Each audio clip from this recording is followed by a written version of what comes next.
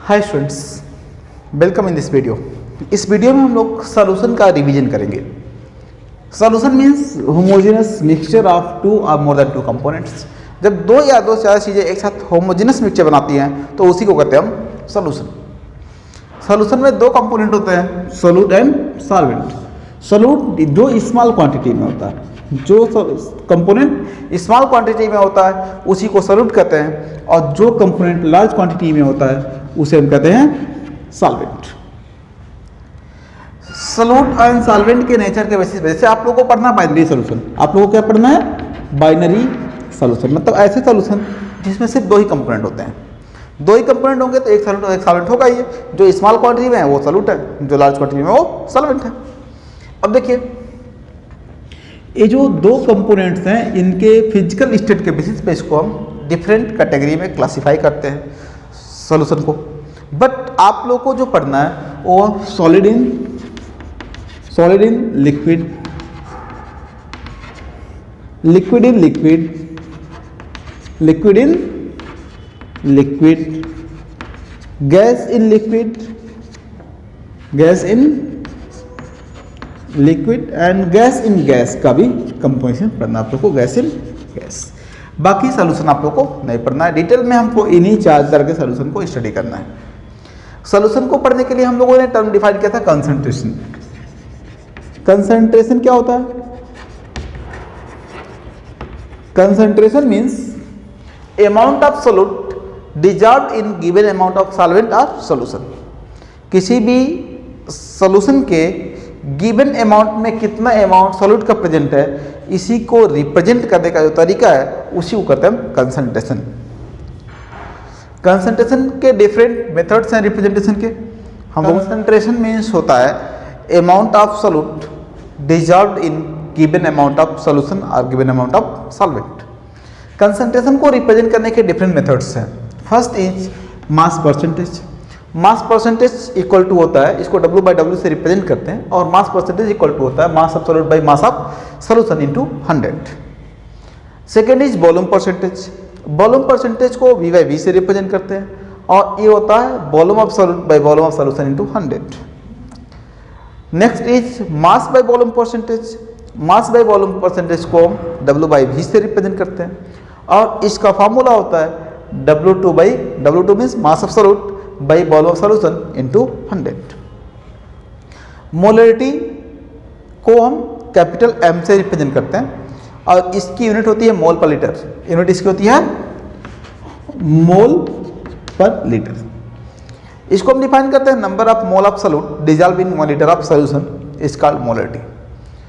Mole of solute in 1 litre solution, तो इसको represent करते हैं मोल by litre.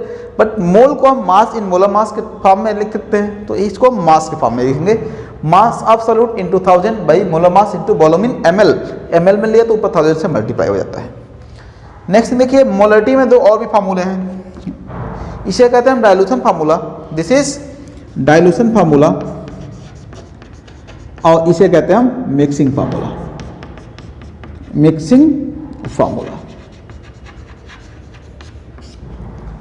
Next thing molarity.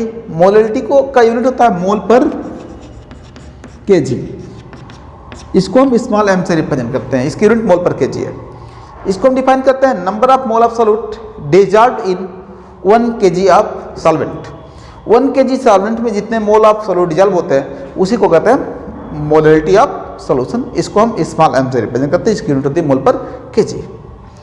Next is part पर मिलियन। पार्ट पर मिलियन, देखो पार्ट पर मिलियन को हम पार्ट पर मिलियन बाई मोल, पार्ट पर million by mass and part पर मिलियन बाई वॉल्यूम भी रिप्रेजेंट कर सकते हैं। बट जनरली पार्ट पर मिलियन बाई मास रिप्रेजेंट किया जाता है। पार्ट पर million means mass of solute in gram dissolve in million gram of solution. Million gram solution में कितना ग्राम सॉल्यूट है उसी को कहते हैं हम पार्ट पर मिलियन ऑफ सॉल्यूशन। जैसे ये हो जाएगा W2 is mass of solute by mass of solution into 1 million. जैसे परसेंटेज निकालते हैं वैसे ये भी है। नेक्स्ट देखिए mole fraction. Mole fraction is the ratio. ये क्या है? रेशियो है किसका? नंबर ऑफ मोल का।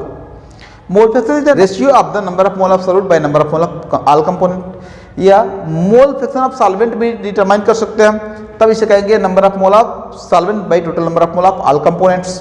तो इस रेशियो को हम कहते हैं मोल फ्रैक्शन। मोल फ्रैक्शन की कोई यूनिट नहीं होती है क्योंकि ये रेशियो है और दोनों का यूनिट मोल है, N2 और N1 प्लस N2 दोनों का रेशियो दोनों का यूनिट मोल है, इसलिए इस रेशियो का कोई यूनिट नहीं होगा। नेक्स्ट देखिए स्ट्रेंथ। स्ट्रेंथ को हम कहते हैं कंसंट्रेशन इन ग्राम पर लीटर, ग्राम पर लीटर, कंसंट्रेशन इन ग्राम पर लीटर इज कॉल्ड स्ट्रेंथ। इसको हम डिफाइन करते हैं मास of solute in gram dissolve in 1 litre of solution. 1 litre solution में जितना ग्राम सॉल्यूट डिजॉल्व होगा उसी को कहते हैं हम स्ट्रेंथ। इसको कहते हैं मास of solute in 2000 by volume in ml, litre को ml में चेंज करेंगे ये हो जाएगा। तो ये हो गया different form of the representation of concentration. अब देखिए यहाँ पे किसके किसके यूनिट नहीं होंगे, कौन कौन से यूनिटलेस हैं। तो जितने भी परसेंटेज हैं इसकी कोई यूनिट नहीं होगी। ए भी एक तरह का रेशियो, इसका कोई यूनिट नहीं होगा, और ए भी रेशियो, इसका कोई यूनिट नहीं होगा। बाकी स्ट्रेंथ का यूनिट होता है ग्राम पर लीटर, मोलरिटी का यूनिट मोल पर लीटर, और मोलरिटी का यूनिट मोल पर केजी।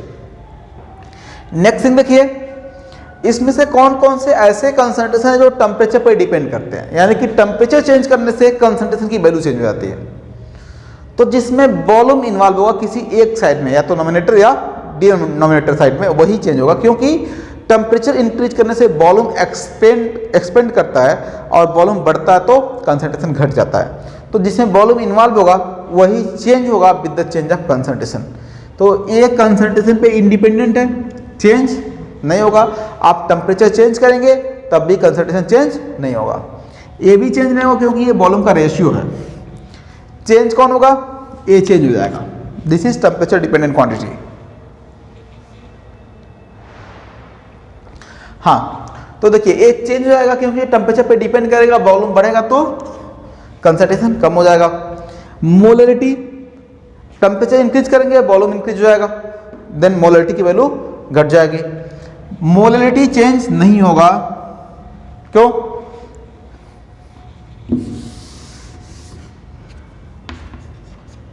देखिए ये टेम्परेचर के साथ चेंज नहीं हो रहा है, ये चेंज हो रहा है, ये चेंज हो रहा है, ये चेंज नहीं हो रहा है। तो अभी तक हम लोगों ने पढ़ा बस ये दोनों टेम्परेचर पे डिपेंडेंट है। इधर देखिए तो ये भी टेम्परेचर पे डिपेंडेंट है। This means with the change of temperature solution की mass by volume percentage, molarity और स्ट्रेंथ चेंज हो जाता है, बाकी कंसंट्रेशन चेंज नहीं होते हैं। तो ये आप लोग को समझ में आ गया कंसंट्रेशन क्या है और इसको रिप्रेजेंट कैसे करना होता है। तो नेक्स्ट देखिए, इसके बाद हम लोगों ने रिप्रेजेंट किया था, इसके बाद हम लोगों ने पढ़ा था सॉल्युबिलिटी। सॉल्युबिलिटी क्या होती है? Solubility is maximum amount of solute that can be dissolve in given amount of solution और गिवन अमाउंट ऑफ सॉल्वेंट। किसी सॉल्यूशन के गिवन अमाउंट में या सॉल्वेंट के गिवन अमाउंट में मैक्सिमम जो अमाउंट सॉल्यूट का डिजॉल्व हो सकता है उसी को कहते हैं हम सॉल्युबिलिटी।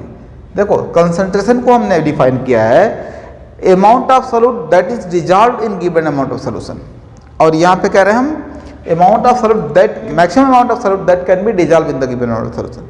तो दोनों में डिफरेंस क्या है? यहाँ पे मैक्सिमम लगा दे रहे हैं हम, यहाँ पे मैक्सिमम नहीं यूज हो रहा है। तो आप कह सकते हो मैक्सिमम कंसंट्रेशन जो होगा यानी कि highest concentration, highest possible concentration, उसी को कहेंगे हम सॉल्युबिलिटी। जैसे समझिए अगर हम सोडियम क्लोराइड का सॉल्यूशन बनाते हैं तो यहाँ पे हम spoon full of salt add किए, स्टर किए, डिजॉल्व हो गया।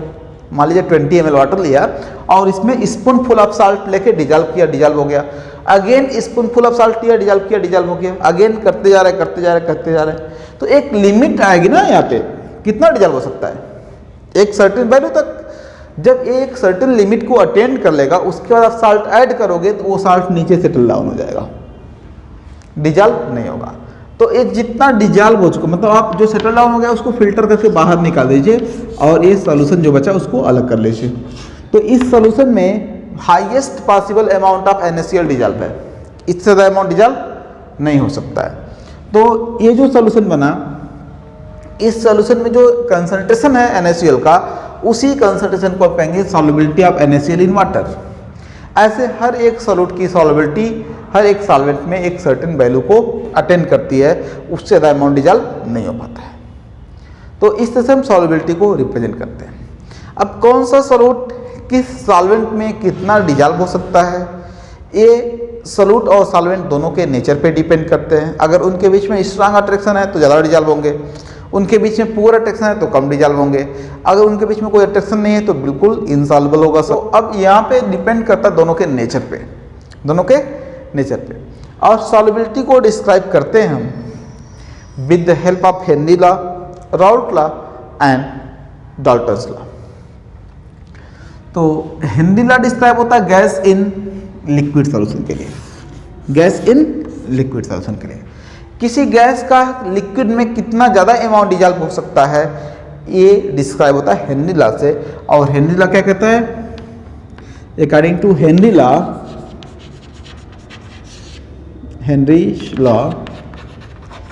सॉल्युबिलिटी ऑफ गैस, सॉल्युबिलिटी को आप किसी भी कंसंट्रेशन के टर्म में रिप्रेजेंट कर सकते हो। तो solubility of gas is proportional to the partial pressure of the gas on the surface of liquid. अगर कोई गैस हम किसी लिक्विड में, हमारी ये लिक्विड है, इसमें गैस डिजॉल्व कर रहे हैं, तो इस गैस का जितना ज़्यादा प्रेशर होगा इसके सरफेस पे, वो गैस इसमें उतना ही ज़्यादा डिजॉल्व भी होगा। तो आप कह सकते हो solubility is proportional to partial pressure of the gas. इसी को हम लिखते हैं X equal to K H into P1। This is Henry's law. ये डिस्क्राइब करता है गैस इन लिक्विड के सॉल्युबिलिटी को। गैस इन गैस को डिस्क्राइब करता है Dalton's law partial pressure. Dalton's law के according mole fraction of gas equal to partial pressure of gas by total pressure of all gases, total pressure. जैसे अगर दो gas का mixture है तो इसमें कौन सा गैस कितना ज़्यादा है ये कैसे डिस्क्राइब करेंगे, कौन ज़्यादा अमाउंट में है, कौन कम अमाउंट में, किसकी कंसंट्रेशन हाई है, ये डिस्क्राइब करते हैं उनके प्रेशर से। जिसकी पार्शियल प्रेशर हाई है उसका कंसंट्रेशन भी हाई होगा, यानी कि मोल फ्रैक्शन और पार्शियल प्रेशर डायरेक्टली प्रोपोर्शनल होते हैं। और ये डाल्टन्स लॉ से डिस्क्राइब होता है partial pressure by total pressure का जो रेशियो होता है ये उस गैस के मोल फ्रैक्शन के इक्वल होता है। नेक्स्ट देखिए राउल्ट्स लॉ। राउल्ट्स लॉ क्या कहता है, ये डिस्क्राइब करता है liquid in liquid and solid in liquid को, इन दोनों को, solid in liquid and liquid in liquid. According to Raoult's law, partial vapor pressure of volatile component is directly proportional to their mole fraction in the solution। तो इसके पहले आप volatile एक बार फिर से याद करिए, वोलेटाइल का मतलब क्या होता है। Volatile means the component of mixture which get convert into vapour easily. Mixture का वो कंपोनेंट जो आसानी से वेपर में कन्वर्ट होता है उसी को कहते हैं हम वोलेटाइल कंपोनेंट ऑफ मिक्सचर। तो जो वोलेटाइल कंपोनेंट होता है वो आसानी से वेपर बनाता है, तो वो उसका जो पार्शियल प्रेशर होता है, उसके वेपर का पार्शियल प्रेशर वो उसके मोल फ्रैक्शन के प्रोपोर्शनल होता है। यानी कि जैसे देखिए एक सॉल्यूशन लेते हैं, एक बीकर में ले लिया हमने एक सॉल्यूशन, तो इसमें जो ज़्यादा अमाउंट में सॉल्यूट होगा वो वेपर ज़्यादा बनाएगा, तो उसका वेपर प्रेशर भी ज़्यादा होगा। अगर इसमें कोई सॉलिड सॉल्यूट डिजॉल्व किया गया है तो सॉलिड जो होते हैं वो नॉन वोलेटाइल होते हैं, वो वेपर नहीं बनाते हैं, तो सिर्फ लिक्विड वेपर बनाएगा, यानी कि सिर्फ सॉल्वेंट वेपर बनाएगा, तो फिर सॉल्वेंट का मोल फ्रैक्शन उसके वेपर के डायरेक्टली, वेपर के प्रेशर के डायरेक्टली प्रोपोर्शनल होगा। तो इसको आप कह सकते हो P1 equal to P01 X1। P01 is standard vapour pressure of pure component 1। ऐसे 2 को भी लिख सकते हो आप, P2 equal to P02 X2। P02 is standard vapour pressure of component 2। देखो अगर दोनों कंपोनेंट वेपर बनाना है तो भी हम P1 P2 लिखेंगे। अगर सिर्फ एक ही कंपोनेंट वेपर बना रहा है यानी कि सॉलिड लिक्विड सॉल्यूशन है तो आप सिर्फ एक इक्वेशन लिखोगे, और जब दोनों कंपोनेंट वेपर बनाएंगे यानी कि दोनों लिक्विड है, लिक्विड लिक्विड सॉल्यूशन है, तो आप इन दोनों को ऐसे रिप्रेजेंट करोगे। क्लियर।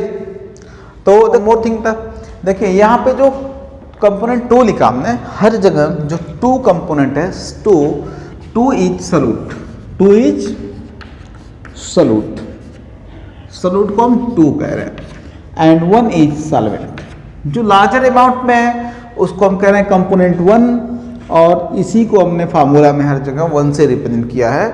और जो स्मॉलर अमाउंट में इसे कह रहे हैं हम कंपोनेंट 2, इसी को हमने फार्मूला में हर जगह 2 से रिप्रेजेंट किया है। एक चीज़ और देखिए, यहाँ पे हम लोग पढ़े थे saturated, super saturated and unsaturated solution. तो जैसा कि अभी हमने बताया, एक बीकर में NaCl ले लीजिए, बीकर में वाटर ले लीजिए 20 ml, और इसमें spoon full of NaCl add करिए, स्टेयर करिए, डिजॉल्व हो जाएगा। अगेन ऐड करिए, स्टेयर करिए, डिजॉल्व हो जाएगा। ऐसे करते जाएंगे तो एक लिमिट के बाद ये नीचे सेटल डाउन होने लगेगा। फिर आप इसको फिल्टर कर लेते हैं अगर, तो फिल्टर करने के बाद जो सॉल्यूशन मिलता है उसमें और ज़्यादा NaCl डिजॉल्व नहीं हो पाएगा। उसी सॉल्यूशन को हम कहेंगे सैचुरेटेड सॉल्यूशन ऑफ NaCl। लेकिन अगर आप फिल्टर ना करके इसको हीट कर देते हो, हीट करेंगे तो जो अनडिजॉल्व NaCl है भी डिजॉल्व हो जाएगा। इसका मतलब एक ऐसा सॉल्यूशन बना दिया हमने जिसमें जितना NaCl डिजॉल्व हो सकता था उससे भी ज़्यादा डिजॉल्व कर दिया है टेम्परेचर इंक्रीज करके।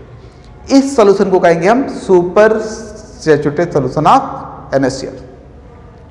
और अगर ये 1 स्पून ऐड करने के बाद ही हम देखते जिसमें और ज़्यादा NaCl डिजॉल्व करना पॉसिबल था, तो उस सॉल्यूशन को हम कहते हैं अनसैचुरेटेड सॉल्यूशन। तो जो सॉल्यूशन होता है जिसमें और ज़्यादा सॉल्यूट डिजॉल्व हो सकता है उसे कहते हैं हम अनसैचुरेटेड सॉल्यूशन। जिसमें और ज़्यादा सॉल्यूट डिजॉल्व नहीं हो सकता उसे कहते हैं हम सैचुरेटेड सॉल्यूशन। और जिसमें जितना सॉल्यूट डिजॉल्व हो सकता है उससे भी ज़्यादा सॉल्यूट डिजॉल्व कर दिया गया टेम्परेचर बढ़ा के या प्रेशर बढ़ा के, तो उस सॉल्यूशन को कहते हैं हम super saturated solution. Now ideal and non ideal solutions. Ideal solution means ऐसा सॉल्यूशन जो राउल्ट्स लॉ को ओबे करता है, और नॉन आइडियल मीन्स जो ओबे नहीं करता है। तो अभी हमने पढ़ा था राउल्ट लॉ। राउल्ट लॉ क्या है? P1 equal to P01 x1 and P2 equal to P02 x2। आगे इसका ग्राफ बनाते हैं हम, तो ग्राफ इसका ऐसे बन जाता है like this.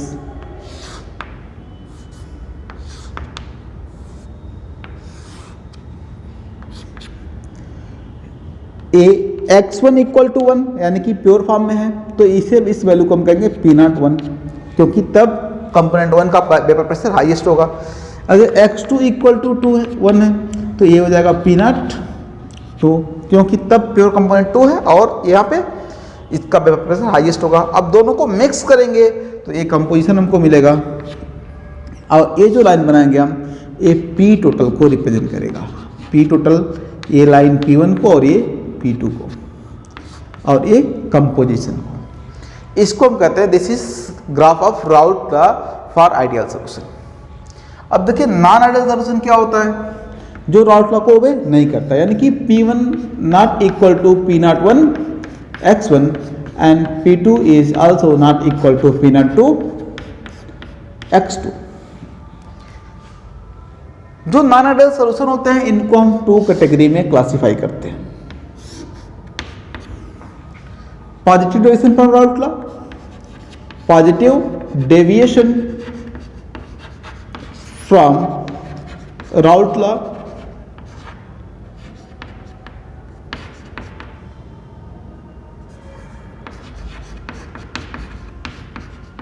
and second is negative deviation from Raoult law.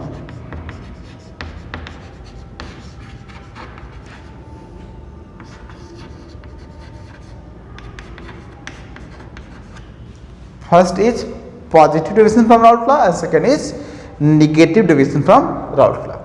देखिए पॉजिटिव डिवीजन का मतलब होता है जो ज़्यादा वेपर बनाता हो। इसका मतलब ये P1 will be greater than P01 x1, यानी कि राउल्ट लॉ का कैलकुलेटेड वेपर प्रेशर जो है उससे ज़्यादा वेपर बनाता होगा कंपोनेंट, तो इसे हम कहेंगे positive deviation from Raoult law.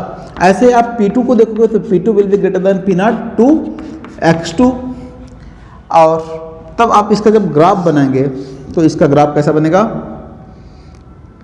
ये राउल्ट लॉ का ग्राफ है, तो इसका graph x1 equal to 1 x2 equal to 1 and this is pressure axis, this is P naught 1, this is P naught 2, this is P2 and this line is P1 और इसको join करने वाली line P total.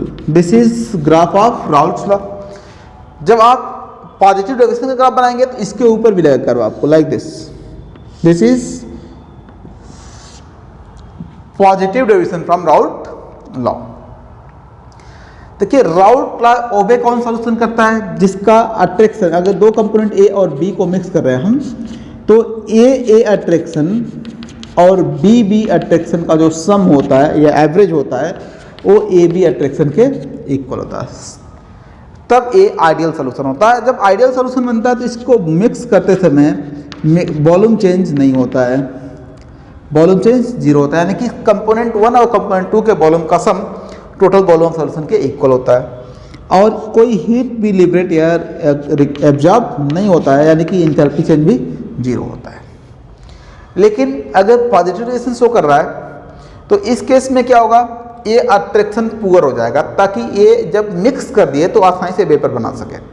Vapour आसानी से बनाएगा तो vapour pressure बढ़ेगा, यानी कि पॉजिटिव डेविएशन तभी शो करेगा कंपोनेंट जब ए अट्रैक्शन और बी अट्रैक्शन का जो एवरेज वैल्यू है वो ए बी अट्रैक्शन से स्ट्रांग होगा, तो ये पॉजिटिव डेविएशन शो करेगा. अगर ये पुअर अट्रैक्शन है और बिफोर मिक्सिंग स्ट्रांग अट्रैक्शन था तो मिक्स करने पे मॉलिक्यूल के बीच में जो सेपरेशन था, डिस्टेंस था, वो बढ़ जाएगा, तो वॉल्यूम भी बढ़ जाएगा, यानी कि मिक्स करने पे इसकी वॉल्यूम इंक्रीज होती है. और इसका हीट क्या होगा? जैसे देखो पहले जो अट्रैक्शन था वो स्ट्रांग था, आफ्टर जो अट्रैक्शन डेवलप हुआ वो वीक है, तो पहले का अट्रैक्शन ब्रेक होना था और इसको डेवलप होना था. ब्रेकडाउन में एनर्जी लगनी थी और अट्रैक्शन के डेवलप करने में एनर्जी लिबरेट होना था. तो जब ए वीक है और ए स्ट्रांग है, यानी कि रिक्वायर्ड एनर्जी ज़्यादा है और लिबरेटेड एनर्जी कम है, तो रिक्वायर्ड एनर्जी ज़्यादा है, लिबरेटेड एनर्जी कम है, तो overall amount of energy required हो जाएगा. और यहाँ पे जो इंथैल्पी चेंज होता है फिर रिक्वायर्ड एनर्जी के फॉर्म में, उसे हम कहते हैं पॉजिटिव इंथैल्पी चेंज. तो ये हो जाएगा positive deviation from Raoult law.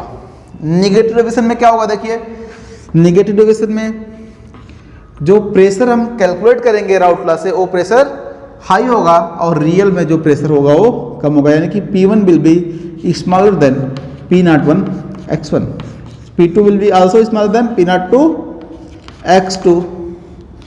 और इसका जब आप ग्राफ प्लॉट करोगे तो देखो x1 equal to 1, x2 equal to 1, ये लाइन होती है P1 और ये वैल्यू होता है P01 का, ये लाइन होती है P02 और P2 का, ये P टोटल होता है P total. This is graph for ideal solution. Negative deviation की जो ग्राफ बनाएंगे आप, इसकी ग्राफ लाइन इसके नीचे मिलेगी कर्व के शेप में लाइक दिस. जो आइडियल सोल्यूशन ग्राफ है उससे बिलो मिलेगा. This is negative deviation. Negative deviation show कब करेगा सोल्यूशन?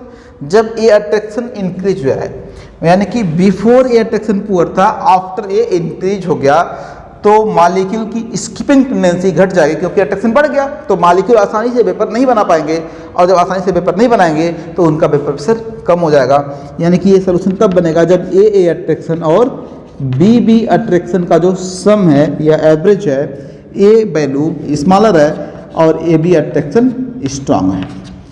तो फिर इस केस में अट्रैक्शन बढ़ जाने की वजह से मॉलिक्यूल आसानी से लिक्विड को स्किप, सरफेस को स्किप नहीं कर पाएंगे और वो कम वेपर बनाएंगे तो उनका वेपर प्रेशर कम हो जाएगा. तो ये हो जाता है negative deviation from Raoult's law. अगर ये अट्रैक्शन बढ़ गया तो मॉलिक्यूल पास आएंगे तो इनका वॉल्यूम क्या होगा? जब इनको मिक्स करेंगे तो वॉल्यूम चेंज इसका निगेटिव हो जाएगा, वॉल्यूम घट जाएगा. अब देखिए पहले जो अट्रैक्शन था वो पुअर था, बाद में जो अट्रैक्शन डेवलप हुआ वो स्ट्रांग है. पहले जो अट्रैक्शन था उसको ब्रेक करना है और जो बाद में डेवलप हुआ वो फॉर्म होगा, डेवलप होगा, तो इसमें एनर्जी लिबरेट होगी और इसमें रिक्वायर्ड होगा.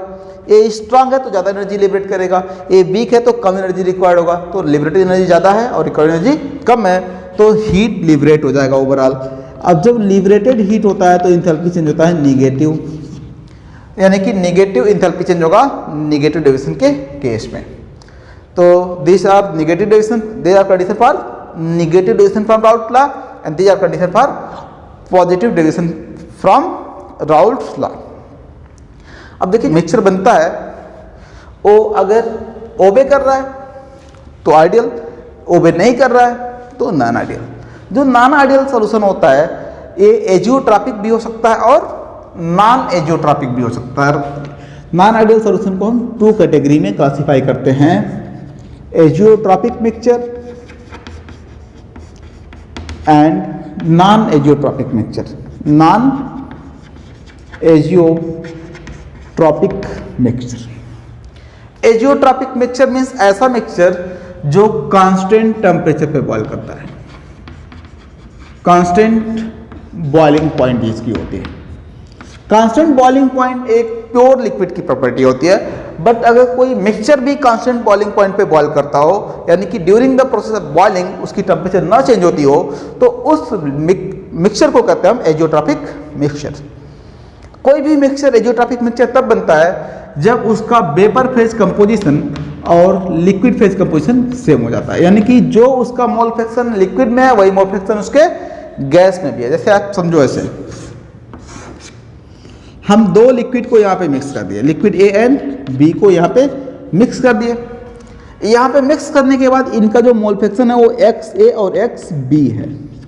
इसमें दोनों लिक्विड हैं, दोनों वेपर बनाएंगे। अगर आप इसको ऊपर से क्लोज कर दीजिए तो यहाँ पे दोनों के वेपर कलेक्ट होंगे और यहाँ पे एक गैसियस मिक्सचर मिलेगा हमको, गैसियस सोल्यूशन मिल जाएगा हमको। गैसियस मिक्सचर भी होमोजेनस ही होगा ना, तो यहाँ पे हमको मिल जाएगा gaseous solution.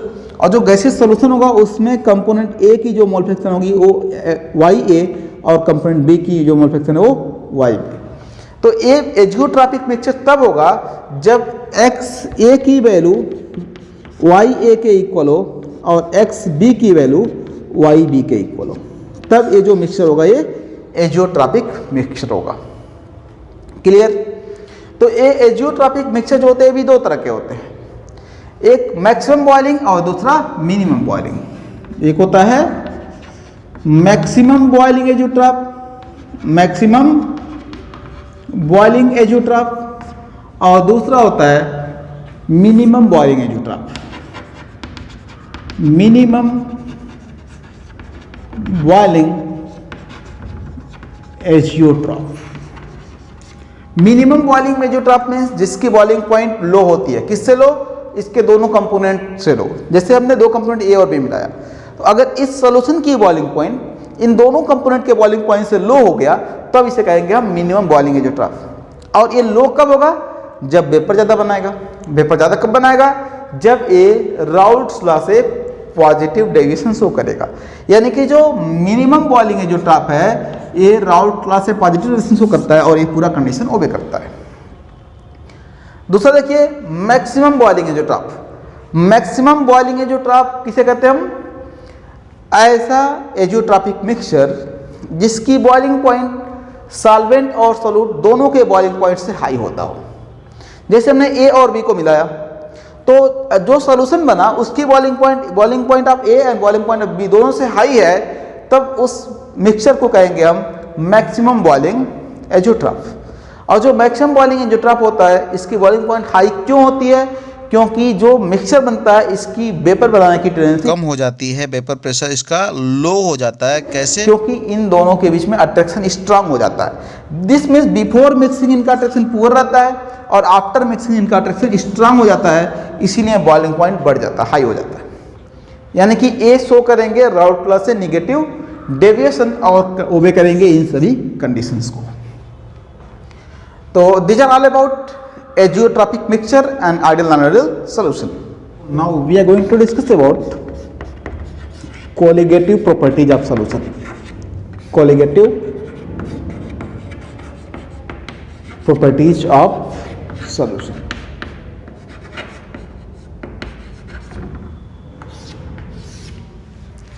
Colligative properties means ऐसे properties जिनकी वैल्यू डिपेंड करता है नंबर ऑफ सॉल्यूट पे, नेचर ऑफ सॉल्यूट पे डिपेंड नहीं करता।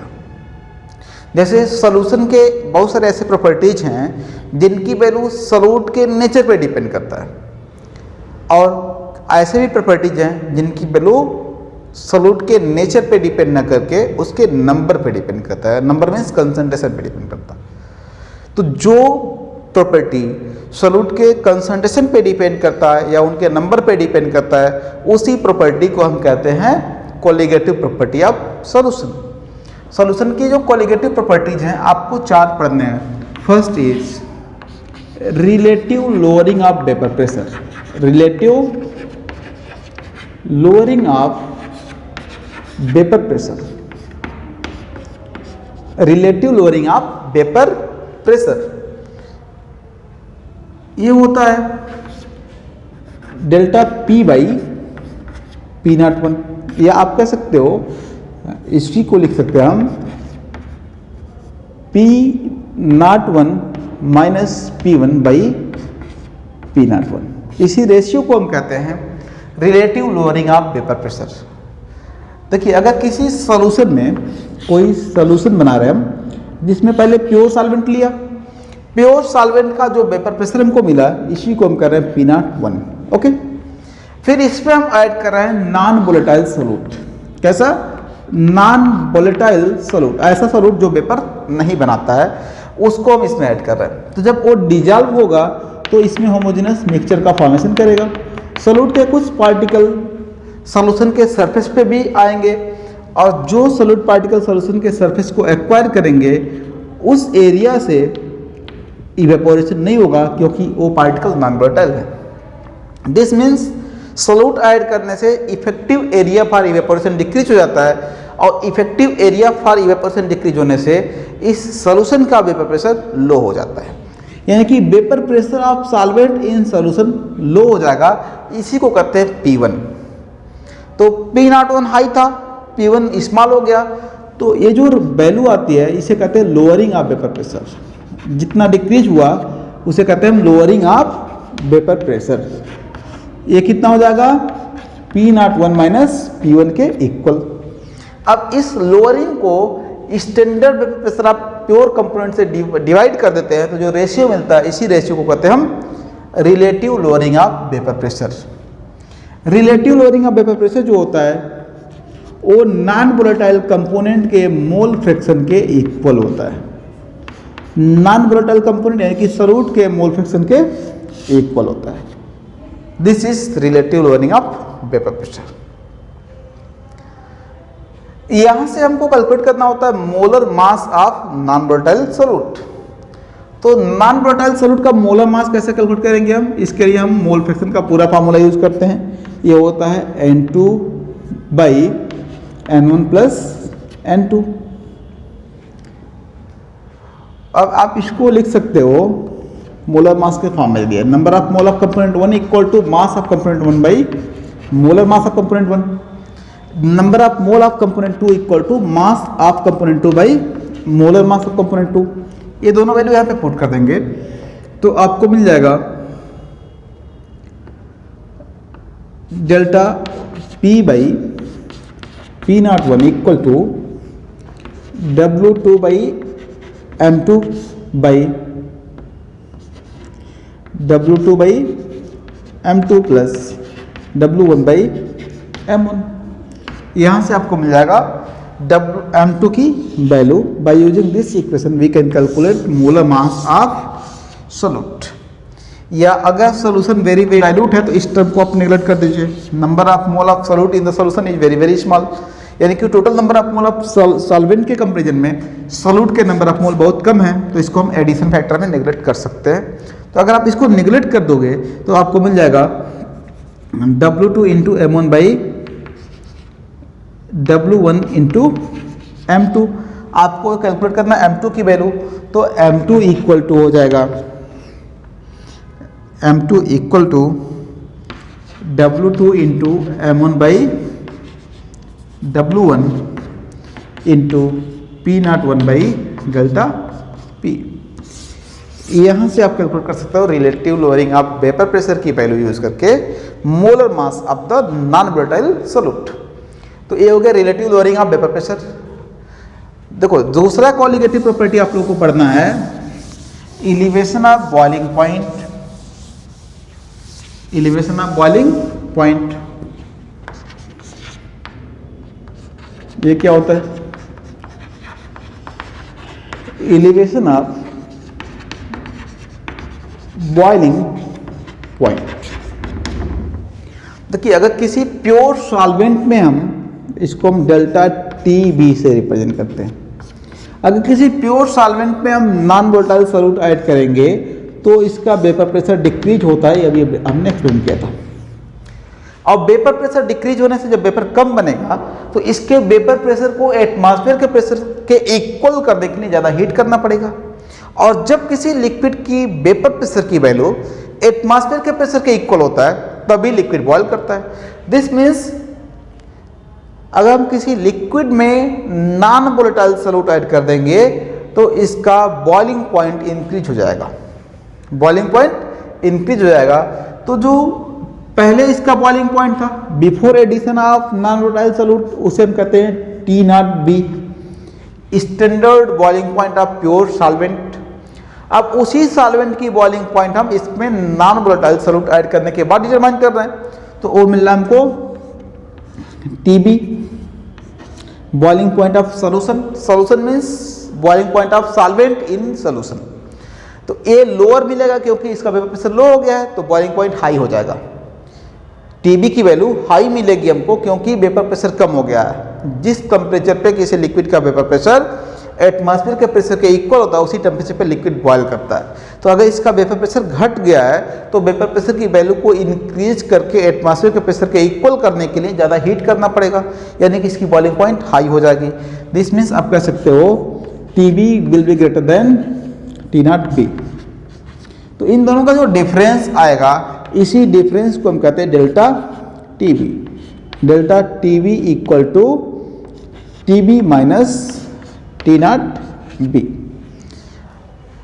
अब ये जो डेल्टा टीबी की वैल्यू होती है this is directly proportional to the molality of the non volatile solute in the solution. जो नॉन वोलेटाइल सॉल्यूट है उसकी मोलैलिटी के डायरेक्टली प्रोपोर्शनल होता है। और यहाँ से प्रोपोर्शनलिटी कांस्टेंट रिमूव करने के लिए हम पुट कर देते हैं केबी। केबी इज प्रोपोर्शनलिटी कांस्टेंट और इसे हम कहते हैं molal elevation constant. Molal elevation constant और बॉइलिंग पॉइंट एलिवेशन कांस्टेंट, और इसी को हम कहते हैं इवैल्यूस्कोपी कांस्टेंट। इसको इवैल्यूस्कोपी क्यों कहते हैं? क्योंकि जब इस मेथड से हम नॉन वोलेटाइल सॉल्यूट का मोलर मास डिटरमाइन करते हैं तो इस मेथड को हम कहते हैं इवैल्यूस्कोपिक मेथड। कैसे डिटरमाइन करेंगे? यहाँ पे हम मोलैलिटी का कंप्लीट फार्मूला पुट कर देंगे। तो ये होता है delta T B equal to delta T B equal to K B. Molality का फार्मूला होता है mass of solute into 1000 by molar mass of solute into mass of solvent in gram. तो यहाँ से आपको मिल जाएगा molar mass of solute in gram. तो ये M2 इक्वल टू हो जाएगा KB into W2 into 1000 by delta TB into W1। इस फॉर्मूले से आप डिटरमाइन कर सकते हो molar mass of solute in gram. Next thing देखिए, नेक्स्ट थिंग हमको पढ़ना है depression of freezing point. Freezing point depression, freezing point depression. Freezing point depression means देखिए क्या होता है। जब हम किसी प्योर सॉल्वेंट का फ्रीजिंग पॉइंट डिटरमाइन करते हैं तो इसको कहते हैं हम डेल टी नॉट एफ, और जब इसमें नॉन वोलेटाइल सॉल्यूट ऐड कर देते हैं तब इसकी फ्रीजिंग पॉइंट को हम कहते हैं टी एफ। तो नॉन वोलेटाइल सॉल्यूट ऐड करने से वेपर प्रेशर लो हो गया जिसकी वजह से फ्रीजिंग पॉइंट लो हो जाएगी। दिस मीन्स ए स्मॉल है और ए लार्ज है। इन जो दोनों का जो डिफरेंस होता है उसी को कहते हैं डेल्टा टी एफ, यानी कि फ्रीजिंग पॉइंट डिप्रेशन, और इसकी वैल्यू होती है T naught F minus T F के equal. This is also directly proportional to molality. Delta T F is proportional to molality of non volatile solute in the solution. यहाँ पे भी आप ऐसे फाइंड करोगे तो ये हो जाएगा delta T F equal to K F into M. K F is molar depression constant or cryoscopic constant, क्योंकि इस मेथड से जब हम मोलर मास निकालते हैं तो क्रायोस्कोपिक मेथड कहते हैं इसको। इसी तरह से आप जब मोलर मास निकालोगे तो मोलर मास इक्वल टू हो जाएगा KF into W2 into 1000 by delta TF into W1। इस फार्मूले से आप निकाल सकते हो मोलर मास आप non volatile solute with the help of freezing point depression. तो आप boiling point elevation, freezing point depression और लोअरिंग ऑफ वेपर प्रेशर से मोलर मास आप नॉन वोलेटाइल सॉल्यूट डिटरमाइन कर सकते हैं। एक और क्वालिटेटिव प्रॉपर्टी आप लोग को पढ़ना है, ये थर्ड वन हो गया। Fourth one is osmotic pressure. Osmotic pressure,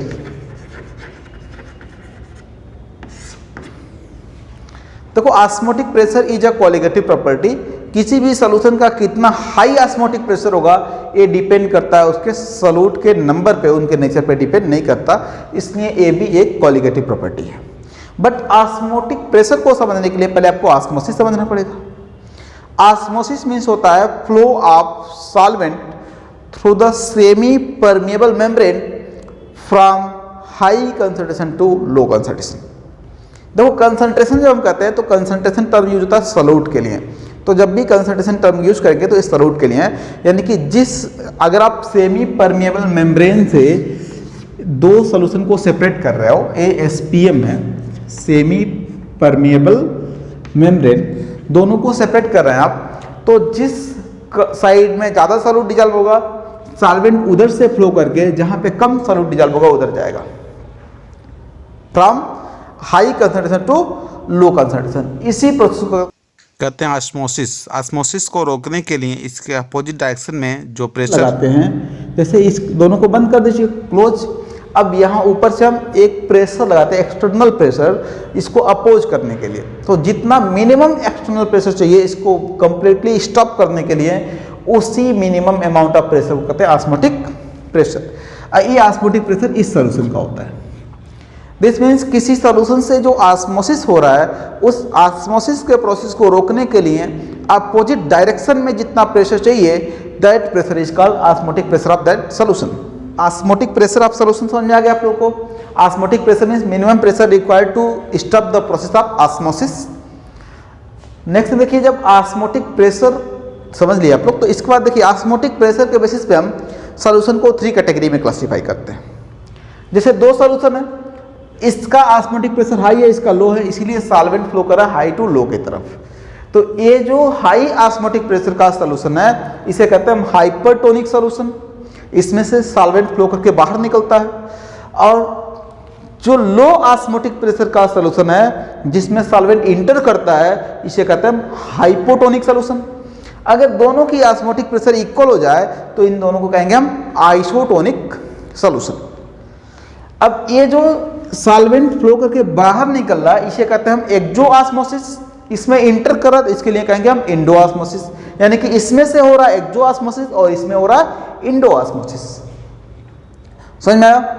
hypertonic में इंडो ऑस्मोसिस होता है, हाइपोटोनिक में एक्सो ऑस्मोसिस, और अगर आइसोटोनिक है तो नो ऑस्मोसिस। तो ये समझ में आ गया आप लोग को। अब देखिए ऑस्मोटिक प्रेशर क्या है, समझ गए आप लोग। ऑस्मोटिक प्रेशर की जो वैल्यू होती है इसे हम पाई से रिप्रेजेंट करते हैं, और ये डायरेक्टली प्रोपोर्शनल होता है किसके? कंसंट्रेशन के, आपको मोलरिटी के और टेम्परेचर के। इसको इक्वल करने के लिए हम लिख देते हैं pi equal to R into M into T. अब पाई इक्वल टू हो जाता है number of mole of solute by volume in litre, ये मोलरिटी होता है, तो ये हो जाएगा into RT। Number of mole of solute को हम N2 से रिप्रेजेंट करते हैं और इसको लिख सकते हैं pi equal to W2 into RT by V in litre. अगर आप वॉल्यूम को ml में चेंज करना चाहते हो, W2 बाई M2 भी हुआ यहाँ पे। अगर आप वॉल्यूम को ml में चेंज करना चाहते हो तो वो यहाँ पे 1000 से मल्टीप्लाई हो जाएगा, देन वॉल्यूम हो जाएगा इन ml तो यहाँ से आप फाइंड कर सकते हो molar mass of solute. Molar mass of solute equal to W2 into RT into 1000 by V in ml into pi. This is value of molar mass. ये हम ऑस्मोटिक प्रेशर से भी कैलकुलेट कर सकते हैं। देखिए जो कॉलिगेटिव प्रॉपर्टी का कॉन्सेप्ट है ये अप्लीकेबल है only for dilute solution of non volatile solute, और वो भी जो नॉन वोलेटाइल सॉल्यूट यहाँ पे हम डिजॉल्व कर रहे हैं ये नॉन इलेक्ट्रोलाइट होना चाहिए, यानी कि सॉल्यूशन में ऐड करने के बाद इनका डिसोसिएशन या एसोसिएशन नहीं होना चाहिए, तभी ये कॉन्सेप्ट यूज होता है। अगर इनका डिसोसिएशन या एसोसिएशन होता है तब ये कॉन्सेप्ट यूज नहीं होता है, तब इसके लिए हम 1/2 फैक्टर I इंट्रोड्यूस करते हैं।